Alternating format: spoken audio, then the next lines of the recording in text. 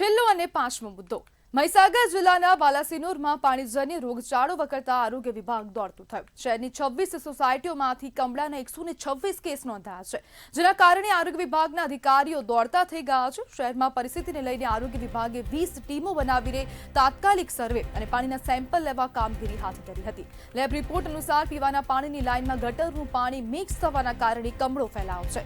વિવિધ વિસ્તારોમાંથી લેવામાં આવેલા 15 જેટલા પાણીના સેમ્પલ અનફિટ જાહેર થયા છે, જે લોકોને તાત્કાલિક જોખમમાં મૂકે છે. આ રોગચાળો દર્શાવે છે કે નગરપાલિકા દ્વારા પાણીની યોગ્ય જાળવણી કરવામાં બેદરકારી જોવા મળી છે. શહેરના નાગરિકો માટે પાણી સુરક્ષિત નથી. આરોગ્ય વિભાગ નાગરિકોને સાવચેત રહેવા અને રોગચાળો ફેલાતો અટકાવવા સાફ પીવાનું પાણી ઉપયોગમાં લેવાની સલાહ આપી રહ્યું છે. અને હવે કામગીરી પણ હાથ ધરવામાં આવી છે. આરોગ્ય વિભાગ હવે આ કમળાના કેસના કારણે દોડતું થયું છે. ક્યાંથી હવે આ ગટરનું પાણી મિક્સ થઈ રહ્યું છે પીવાના પાણીની લાઇનમાં, તેને લઈને પણ તપાસ કરવામાં આવે છે કે કેમ, તેને લઈને પણ અનેક પ્રશ્નો ઊભા થઈ રહ્યા છે. જ્યારે બાલાસિનોરમાં હવે કમળાનો કહેર જોવા મળી રહ્યો છે. શહેર કમળાના ભડામાં આવતા આરોગ્ય વિભાગ કામે લાગ્યું ને અલગ અલગ જગ્યાએથી સેમ્પલ લેવામાં આવ્યા છે. 20 જેટલી ટીમો કાર્યરત કરવામાં આવી છે અને 15 પાણીના સેમ્પલ લેવામાં આવ્યા, જેમાંથી હવે તે અનસેફ જાહેર થયા છે. નગરપાલિકા લોકોને પાણીની સુવિધા આપવામાં બેદરકાર સાબિત થઈ હોય તેવું ક્યાંક ને ક્યાંક સ્પષ્ટ થયું છે.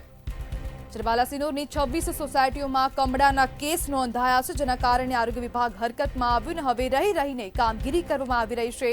કેવા પ્રકારની કામગીરી આગળ થશે તેને લઈને પણ અનેક પ્રશ્નો ઊભા થઈ રહ્યા છે. ત્યારે કમળાના 126 કેસ નોંધાયા છે આ 26 સોસાયટીઓમાંથી. જ્યારે પાણીની લાઇનમાં ગટરનું પાણી મિક્સ થતા રોગચાળો ફેલાયો છે.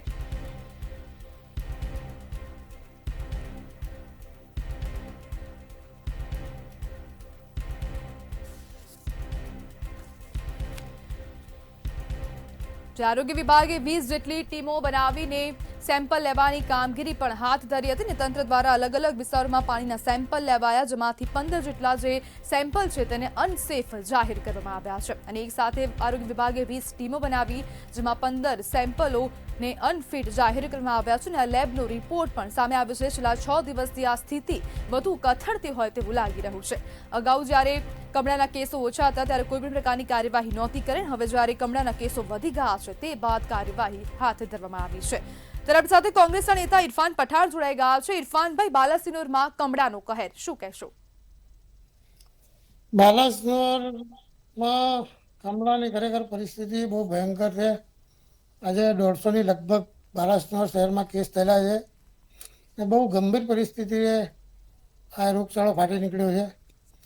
નગરપાલિકામાં તમામ કર્મચારીઓને વારંવાર રજૂઆતો કરવા છતાં આજ દિન સુધી એમાં કોઈ પણ જાતનું પરિણામ લાવી શક્યા નથી.